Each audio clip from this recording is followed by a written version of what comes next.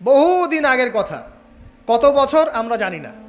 একজন প্রতাপশালী বাদশা ছিল, এখনকার বিশ্ব নেতাদের মতোই পরাশক্তি, ওই যে আসহাবুল কাহাফের মতো, বা ওই নমরুদের মতো, বা ওই যে ফেরাউন তার মতো একজন প্রতাপশালী বাদশা ছিল। তার অধীনে একজন বড় জাদুকর ছিল। কি ছিল?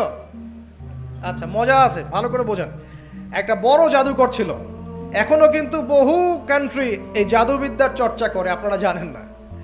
ভিতরে ভিতরে জাদুবিদ্যার চর্চা এখনো চলছে। আর এই জাদু সত্য, জাদু সত্য, চোখের বদনজরও সত্য। সায়েন্স বিশ্বাস করুক না করুক, এগুলো সত্য।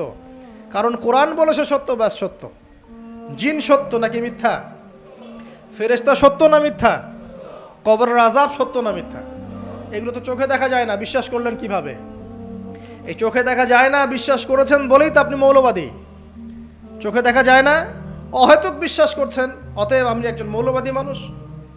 বুঝতে পারছেন তো? এই বিষয়গুলো বিশ্বাস না করলে কি আপনি মুমিন হতে পারবেন? আচ্ছা, কবরের আযাব সত্য না মিথ্যা আমরা বিশ্বাস করেছি, তোমরা মরার পরে বিশ্বাস করো। আমরা মরার আগেই বিশ্বাস করেছি, তোমরা মরার পরে বিশ্বাস করো। তারপর তোমরা পাক্কা মৌলবাদী হয়ে যাবে। যখন মরার পরে যখন কঠিন কবরের আযাব শুরু হবে, দেখবা যে আইন আল ইয়াকিন। ইয়াকিন কয়েক প্রকার হয়। একটা হচ্ছে আপনার আইন আল ইয়াকিন, হাক্কুল ইয়াকিন, এরকম কথা আছে কোরআনে। মানে আইন আল ইয়াকিন মানে যে চোখে দেখলাম এবার বিশ্বাস করলাম। রব্বানা আবসারনা ওয়া সামি'না ফারজি'না না'মাল সালিহান ইন্না মুকিনুন। আছে না সূরা আলিফ লাম মিম সিজদা? হাফেজে কোরআন যারা আছেন, আল্লাহর সামনে জাহান্নামীরা বলবে, রব্বানা, হে আমাদের রব, আবসারনা, এই যে দেখলাম, তোমার আযাব দেখেছি আমরা, এখন পরকালের কথা। ওয়া সামি'না, এই যে শুনতে পাচ্ছি এখন আযাব, ফারজি'না, আমাদেরকে ফিরিয়ে দিন। কোথায় ফিরিয়ে দিবে? দুনিয়ায়। না'মাল সালিহান, আমরা সৎ কাজ করব, ইন্না মুকিনুন, আমাদের ইয়াকিন হয়ে গেছে। তার মানে সবাই বিশ্বাস করবে একদিন না একদিন, তাই তো? এই ঈসা ইবনে মারইয়ামকে যে মানুষ বলছে ক্রুসিফাইড, তাকে ক্রুসিফাইড করা হয়েছে, তিনি মারা গেছেন, নাউজুবিল্লাহ, বলা হচ্ছে না? আচ্ছা, ঈসা ইবনে মারইয়াম যখন নেমে আসবেন সবাই বিশ্বাস করবে না? সূরা মাইদায় এই জন্যই বলা হচ্ছে যে ঈসা ইবনে মারইয়ামকে যখন পাঠানো হবে, একজন আহলে কিতাব বাকি থাকবে না যে তার প্রতি ঈমান নিয়ে আনবে না। এমন একজন মানুষ তখন খুঁজে পাওয়া যাবে না যে তার প্রতি ঈমান আনবে না আহলে কিতাবদের মধ্যে। ঈসা ইবনে মারইয়ামকে ক্রুসিফিকশন করা হয় নাই। ঈসা ইবনে মারইয়ামকে আল্লাহ রাব্বুল আলামিন তার কাছে উঠিয়ে নিয়েছেন। আর যে আল্লাহ পুরো মহাবিশ্ব চালাতে পারেন, সে একজন মানুষকে উঠাতেই পারেন। এটার এমন কি বিষয় যে আল্লাহ রাব্বুল আলামিন আপনার দেহের মধ্যে রূহ রেখে দিয়েছেন, যার হুকুমে বের হয়ে চলে যাবে, সে আল্লাহ রাব্বুল আলামিন রাসূল সাল্লাল্লাহু আলাইহি ওয়াসাল্লামকে মেরাজে উঠিয়েও নিতে পারেন। সিম্পল। এটা অবিশ্বাস করার কি আছে? আসুন সামনে যাই। এখানে যে বিষয়টা, যে বহুদিন আগে এরকম প্রতাপশালী বাদশার অধীনে একজন জাদুকর ছিল। এই জাদুকরের যখন বয়সটা বুড়ো হয়ে গেল, তখন সে তার ওই বাদশাকে বলছে যে আমার তো বয়স শেষ, আমার এই বিশাল জ্ঞানগুলো কি করব? আমাকে একজন বালক এনে দিন, যেই বালককে আমি এসব জাদুবিদ্যা শিখিয়ে দিব। এই যেরকম ছোট বাচ্চাদের মধ্যে একজন। তো এরকম একটা ফুটফুটে সুন্দর বাচ্চাকে খুঁজে বের করা হলো, যে বাচ্চাটা বিচক্ষণ। একে নিয়ে আসা হলো জাদুকরের কাছে। এবার জাদুকর তাকে জ্ঞান শিখায়, জাদু শিখায়। জাদু শিখাতে শিখাতে শিখাতে শিখাতে সে একটু পরিণত হচ্ছে, মানে কৈশোরে পদার্পণ করল। এখন সে যখন জাদু শিখতে আসে, আসার পথে রাস্তায় দেখে একজন পাদ্রী আছে। পাদ্রী মানে কি? পাদ্রী মানে দরবেশ, মানে যে আল্লাহ বিশ্বাস করে, হয়তো আগেকার আসমানি কিতাবে সে বিশ্বাস করত। এমন একজন পাদ্রীর সন্ধান সে পায়। সে ওই পাদ্রীর কাছে গিয়ে বসে। সেই পাদ্রী তাকে আসমানি কিতাবের যে মর্ম, যে বাণী, এগুলো শোনায়। তার কাছে খুব ভালো লাগে যে মাশাআল্লাহ, এটার ইমানের স্বাদ। যে যখন কোরআন শুনি আমাদের ভালো লাগে না, আসমানি কিতাব যখন শুনে তার কাছে ভালো লাগে। সে বলে যে আমি এটা শিখতে চাই। তখন এই পাদ্রী তাকে বলে, তুমি তো জাদু শিখতে যাও এই বাদশার দরবেশের বাদশার জাদুকরের কাছে, যদি ওরা জানতে পারে তাহলে তো সমস্যা। তাহলে উপায় কি? যখন তুমি ওখানে যাবে, যখন দেরি হয়ে যাবে, তখন বলবে বাসার থেকে বের হতে দেরি হয়েছে, বাসার থেকে বের হতে দেরি হয়েছে। আর আমার এখানে বসে যখন বাসায় যাবে, তখন বাসায় গিয়ে বলবে যে ওখান থেকে, ওই যে জাদুকরের কাছ থেকে আসতে দেরি হয়েছে। মানে কৌশল অবলম্বন করতে তিনি শিক্ষা দিলেন। কৌশলের প্রয়োজন আছে না? উদউ ইলা সাবিলি রাব্বিকা বিল হিকমা, হিকমার দরকার আছে না? সত্য থেকে সরে গিয়ে নয়, কিন্তু কৌশল তো করার দরকার আছে। নবী সাল্লাল্লাহু আলাইহি ওয়াসাল্লাম যে হিজরত করেছেন, মক্কা থেকে মদিনা চলে গিয়েছেন, সবাইকে জানান দিয়েছিলেন, এই শোনো আমি হিজরত করছি, জানান দিয়েছেন?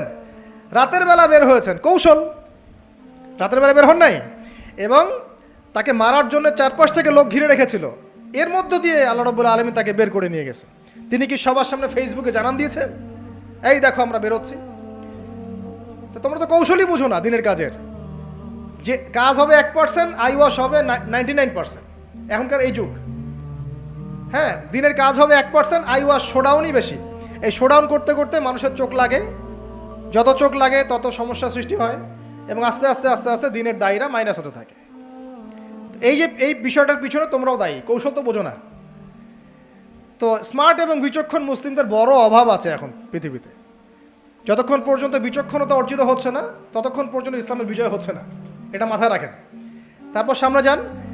এবার এই বাচ্চা খুব সুন্দর করে ব্যালেন্স করলো, একবার এখানে যায়, একবার ওখানে যায়। এই করতে করতে ওই যে জাদুকরের ইন্তেকাল হয়ে গেল, মারা গেল জাদুকর। এবার এই বাচ্চার কাছে মাশাআল্লাহ অনেক এলেম কালাম আছে। এদিকে সে পাদ্রীর জ্ঞানে দীক্ষিত হচ্ছে। দীক্ষিত হতে হতে তার মধ্যে আল্লাহ পাকের প্রতি একটা পরিপূর্ণ ঈমান চলে আসে, সে মুসলিম হয়ে গেল, আলহামদুলিল্লাহ। তো মুসলিম হওয়ার পরে একদিন সে যখন বাদশার কাছে যাচ্ছে, রাস্তায় একটা বিশাল জন্তু দেখা যাচ্ছে, বিশাল জন্তু, কীরকম জন্তু আমরা জানি না। ঠিক ওই যে দাব্বাতুল আরদ সামনে বের হবে, কিয়ামতের 10টা নিদর্শন আছে বড় বড়, তার মধ্যে একটা হচ্ছে দাব্বাতুল আরদ, জমিন থেকে ফুড়ে একটা প্রাণী বের হবে। আর এখন মানুষ এগুলো বিশ্বাস করবে না, আমি জানি। 2 দিন পর নাসা যখন বলবে তখন বিশ্বাস করবে। কথা কি বুঝতে পারছেন?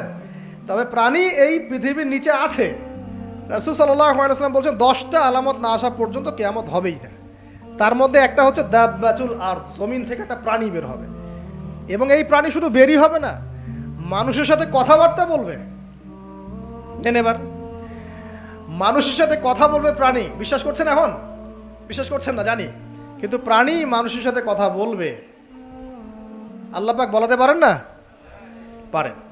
আচ্ছা সামনে যান। ওই প্রাণী যখন দাঁড়িয়ে আছে রাস্তায়, এখন এই বালক বলছে আজকে আমি প্রমাণ করে নিব যে আল্লাহর আনুগত্যশীল ওই পাদ্রী সঠিক নাকি ওই জাদুকর সঠিক। এবার সে একটা ইট হাতে নিল, পাথর হাতে নিয়ে এসে বলছে, আল্লাহ তোমার কাছে যদি ওই জাদুকরের কাজের চাইতে এই পাদ্রীর কাজ বেশি পছন্দনীয় হয়, এই ইটের আঘাতে এই জন্তুকে তুমি মেরে ফেলো আল্লাহ।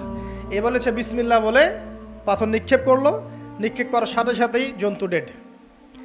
তখন তার আইন আল ইয়াকিন, হাক্কুল ইয়াকিন হয়ে গেল যে হ্যাঁ, আল্লাহর কাছে এই পাদ্রীর আমলই সবচেয়ে বেশি পছন্দনীয়। তার আর মনে কোনো সংশয় থাকলো না। কিশোর মানুষ না, কতটুকুই বা বোঝেন নাই? এবার তার মধ্যে একটা ইয়াকিন চলে আসলো এবং সে পরিপূর্ণ মুমিন মুসলিম হয়ে গেল।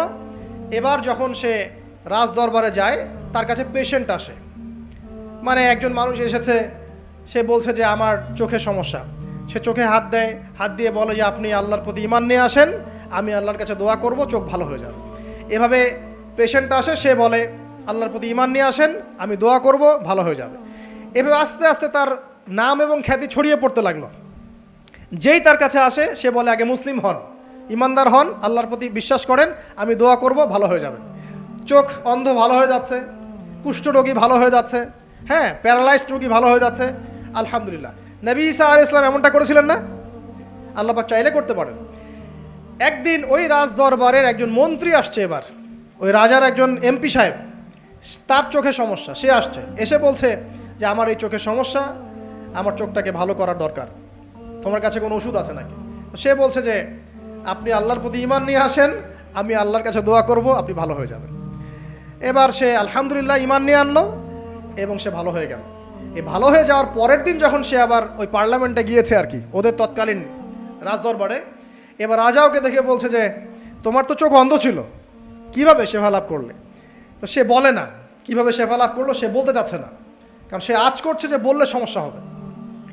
তো এক পর্যায়ে তাকে খুবই পিটুনি দেওয়া হচ্ছে, রিমান্ডে নিয়ে গিয়ে কঠিন মাইট দেওয়া হচ্ছে। এক পর্যায়ে সে মারের যন্ত্রণা সহ্য করতে না পারে বলে ফেললো যে ওই বাচ্চা, তার কাছে গিয়ে আমি আরোগ্য লাভ করেছি এবং সে আমাকে বলেছে যে তার রবের প্রতি ঈমান নিয়ে আসতে, তাহলে আমি শেফা লাভ করব। এই বাচ্চা এখন বলছে ফেরাউনের মতো যে আয়না রব্বুকুমুল আ'লা, আমি তো তোমাদের রব, নমরুদের মতো আমি তো তোমাদের রব, ঠিক আছে, আমি ছাড়া তোমাদের কে রব আছে? আমি তো জানি না যে আমি ছাড়া তোমাদের কোনো ইলাহ আছে। এবার এই লোকটাকে হত্যা করা হলো, এই এমপি সাহেবকে হত্যা করা হলো, বিকজ সে ঈমান নিয়ে আসে। এবার সেই বালককে ডেকে আনা হচ্ছে, বলা হচ্ছে বলো তুমি নাকি তোমার রবের নাম দিয়ে মানুষের ট্রিটমেন্ট করা শুরু করেছো। তখন সেই বালক বলছে হ্যাঁ, আমি এক আল্লাহর প্রতি বিশ্বাস করি এবং তার রাসূলের প্রতি বিশ্বাস করি, তার প্রেরিত আসমানি কিতাবে বিশ্বাস করি। এখন রাজা বলছে আমি ছাড়া তোমাদের কোনো ইলাহ আছে আমি তো জানি না। এই সৈন্যবাহিনী শোনো, এই বালককে ধরো, ধরে নিয়ে গিয়ে উঁচু পাহাড়ে নিয়ে যাও, ওখান থেকে ফেলে দাও। কথা বুঝতে পারছেন? এবার তাকে নিয়ে যাওয়া হলো, ক্রস ফায়ার দেওয়া হবে, এবার উপরে নেওয়া হয়েছে, একদম পাহাড়ের উপরে। এবার ওই বালক উপরে উঠে একটা দোয়া করছে, এই দোয়াটা সবাই শিখে নেন। ওই বালক উপরে উঠে দোয়া করছে আল্লাহুম্মা কফিনিহিম বিমা শি'তা, আল্লাহুম্মা কফিনিহিম বিমা শি'তা, আল্লাহুম্মা কফিনিহিম বিমা শি'তা। পাহাড় থরথর করে কাঁপা শুরু করলো এবং ওই সৈন্যবাহিনী পাহাড় থেকে পড়ে গেল, বালকের কিচ্ছু হলো না। আমি কিন্তু বানোয়াট কোনো গল্প বলছি না, এটা কোরআন থেকে বলছি এবং এটা তাফসির। আপনি যে কোনো তাফসির পড়েন, মারিফুল কোরআন, তাফসির ইবনে কাসির, জালালাইন পড়ে দেখেন, জাস্ট পড়ে দেখেন আমার সাথে ডিবেট করার আগে। এবার সে বালক হেঁটে হেঁটে চলে আসলো রাজদরবারে। আবার কি ব্যাপার, তুমি মরো নাই? না, আল্লাহ আমাকে বাঁচিয়েছেন, আমার রব আমাকে বাঁচিয়েছেন। আবার পাঠানো হচ্ছে আরেক দল সেনাবাহিনীকে নিয়ে, যাও এবার ওকে সমুদ্রে নিয়ে যাও, সমুদ্রের মাছ সমুদ্রে ডুবিয়ে দিবে একদম। আবার সে ওখানে গিয়ে বলল আল্লাহুম্মা কফিনিহিম বিমা শি'তা, হে আল্লাহ, অর্থ হচ্ছে হে আল্লাহ আমার বিপক্ষে যারা আছে আপনি যা দিয়ে ইচ্ছা ওদের বিরুদ্ধে আমাকে সাহায্য করেন। অর্থটা হচ্ছে এমন, আল্লাহুম্মা কফিনিহিম বিমা শি'তা, আল্লাহ আপনি আমার জন্য যথেষ্ট হয়ে যান, ওদের বিরুদ্ধে আমার জন্য যথেষ্ট হয়ে যান, যা ইচ্ছা তাই দিয়ে আপনি হেদায়েত করুন, মানে আমাকে হেফাজত করুন। ঠিক আছে? আল্লাহুম্মা কফিনিহিম বিমা শি'তা, ছোট্ট দোয়া। এবার ওই সমুদ্র উত্তাল হওয়া শুরু করলো এবং ওরা জাহাজ থেকে পড়ে গেল। এই বাচ্চা সেফলি আবার চলে আসলো রাজদরবারে। বিশ্বাস করছেন না? চলে আসলো। এবার আসার পরে বলছে শোনেন, আমাকে এভাবে মারতে পারবেন না, আমাকে এইভাবে মারা যাবে না, আমি আপনাদেরকে বলে দিচ্ছি কিভাবে আপনি আমাকে মারতে পারবেন। তো বাচ্চা বলছে কিভাবে মারতে পারবো বলো। তখন সেই বাচ্চাটা বলছে যে আপনি সমস্ত এলাকার মানুষকে এক জায়গায় জড়ো করবেন, মানে পুরো নেশনের যত মানুষ সবাইকে একটা মাঠে নিয়ে আসবেন, মাঠের মাঝখানে একটা গাছ রোপণ করবেন বা একটা কিছু স্তম্ভ নির্মাণ করবেন, সেখানে আমাকে বেঁধে ফেলবেন। বেঁধে ফেলার পরে আমার এই ধনুক থেকে একটা তীর বের করবেন, তীর বের করে আপনি নিজ হাতে এই তীরটাকে নিশানা দিবেন, দিয়ে বলবেন বিসমিল্লাহ আল্লাহর নামে, বিসমিল্লাহ আল্লাহর নামে, বিসমিল্লাহি রব্বি হাযাল গোলাম বলে ছুড়বেন। অর্থ হচ্ছে আমি এই রবের, আমি এই বাচ্চার রব, আমি এই বাচ্চার রব আল্লাহর নামে তীর ছুড়লাম, এটা বলে তীরটা নিক্ষেপ করবেন, তাহলে আমি মরবো, তার আগে মরবো। কথা কি বুঝতে পারছি? এবার তাই করা হলো, সমস্ত এলাকার মানুষকে এখানে জড়ো করা হলো। কথাটা ভালো করে বোঝেন, সমস্ত এলাকার মানুষ মানে কি ওই এলাকার সব মানুষ, মানে মুমিন কাফের যে আছে সবগুলাকে একত্রিত করা হলো। করার পরে বাচ্চাটাকে এভাবে একটা জায়গায় বেঁধে দেওয়া হয়েছে, খেজুর গাছে, তাফসিরে এসেছে খেজুর গাছে। এবার সে এখান থেকে তীর বের করে বাচ্চা বলছে বিসমিল্লাহি রব্বি হাযাল গোলাম, নিক্ষেপ করলো। তীরটা ঠিক, আল্লাহ পাকের দৃষ্টি দেখেন এত সূক্ষ্ম, ওইটাই বর্ণনা করেছেন। তীরটা ঠিক বাচ্চার এই জায়গায় লেগেছে, এই যে মাথার এখান থেকে লেগে এদিকে বের হয়ে গেছে। ছেলেটার বাচ্চা ওই বাচ্চা ছেলেটার এই যে কপালের এই পার থেকে এই পার পর্যন্ত তীর চলে গেল এবং বাচ্চাটা শহীদ হয়ে গেল আলহামদুলিল্লাহ। এবং এই বাচ্চাটা যখন মারা গেল বা শহীদ হয়ে গেল, আর সারা এলাকার মানুষ কি দেখলো? দেখলো যে বাচ্চা তাকে দুইবার চেষ্টা করে মারতে পারে নাই, কিন্তু তার রবের নাম যখন নেওয়া হয়েছে, আল্লাহর নাম নেওয়া হয়েছে, মারতে পেরেছে। দেন পুরো এলাকার সমস্ত মানুষ মুসলিম হয়ে গেল আলহামদুলিল্লাহ। একজন বাচ্চার জীবনের বিনিময়ে সমস্ত এলাকার মানুষ ইসলামের হেদায়েত পেয়ে গেল আলহামদুলিল্লাহ।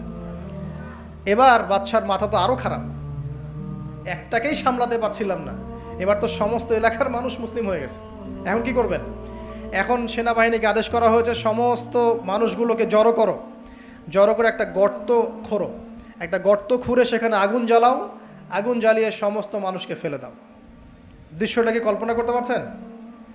একটা পুরো এলাকার মানুষকে একটা মাঠের মধ্যে একত্রিত করে সেখানে আগুন জ্বালিয়ে সবাইকে সেখানে ফেলে দেওয়া হলো এবং তারা চতুর্দিক থেকে এটাকে অবলোকন করতে লাগলো, মজা উপভোগ করতে লাগলো। এটাই আল্লাহ পাক বলছেন, কুতিলা আসহাবুল উখদুদ ইয হুম আলাইহা কুউদ ওয়া হুম আলা মা ইয়াফআলুনা বিল মুমিনিনা শুহুদ। শেষ পর্যায়ে তাফসীরে এসেছে, শেষ পর্যায়ে একজন মায়ের কোলে একটা ছোট্ট বাচ্চা ছিল। তো সেই মা নিজে লাভ দিবে এটাতে তার কোনো সমস্যা নেই, কিন্তু বাচ্চাটাকে নিয়ে লাভ দেওয়ার জন্য সে ইতস্তত বোধ করছে। তখন আল্লাহ রাব্বুল আলামিন সেই ছোট্ট বাচ্চাটার কোলে, সেই ছোট্ট বাচ্চাটার জবানের মধ্যে আল্লাহর কুদরত নিদর্শন নাজিল করলেন। ওই বাচ্চাটা কথা বলা শুরু করলো। সেই বাচ্চাটা বলল, ইয়া উম্মা, হে আমার মা, লা তাখাফি, তুমি ভয় করো না, ফাইন্নাকি আলাল হক, কারণ আপনি সত্যের উপর আছেন, লাভ দিন। যারাই সে অগ্নিকুণ্ডে সেদিন লাভ দিয়েছে তারাই জান্নাতের স্বাদ পেয়েছে, আলহামদুলিল্লাহ। এই হলো আসহাবুল উখদুদের ঘটনা, যেটা আল্লাহ রাব্বুল আলামিন সূরা বুরুজের মধ্যে বলেছেন। এখানে একটাই শিক্ষণীয় বিষয়, ঈমান এর শক্তি, একজন ছোট্ট বালকের মধ্য দিয়ে কিভাবে আল্লাহ রাব্বুল আলামিন পুরো নেশনকে হেদায়েত করতে পারেন, এবং আল্লাহ রাব্বুল আলামিন সমস্ত পরিকল্পনার উপরে মহা পরিকল্পনাকারী, এবং আল্লাহ সুবহানাহু ওয়া তাআলা তাদেরকে চিরস্মরণীয় করে রেখেছেন কোরআনের পাতায়। কিয়ামত পর্যন্ত মানুষ এই ঘটনা পড়বে, তাদের থেকে শিক্ষা গ্রহণ করবে না? তা আল্লাহ রাব্বুল আলামিন সবচেয়ে বেশি স্মার্ট না আমরা সবচেয়ে বেশি স্মার্ট? এরপরে আল্লাহ রাব্বুল আলামিন বলছেন যে তারা ঈমান আনা ছাড়া অন্য কোনো অপরাধ করে নাই। এই মুমিন যারা ছিল, আগুনে লাফ দিয়েছে, এদের কি কোনো অপরাধ ছিল? এদের কোনো অপরাধ ছিল? কি অপরাধ ছিল? তারা শুধুমাত্র কি ছিল? মুমিন ছিল। ঈমান আনার ফলে তাদের এই পরিণতি হয়েছে, তাদেরকে অগ্নিকুণ্ডে লাফ দিতে তারা বাধ্য হয়েছে। যারা দিয়েছে তারা কি জান্নাতি না জাহান্নামী?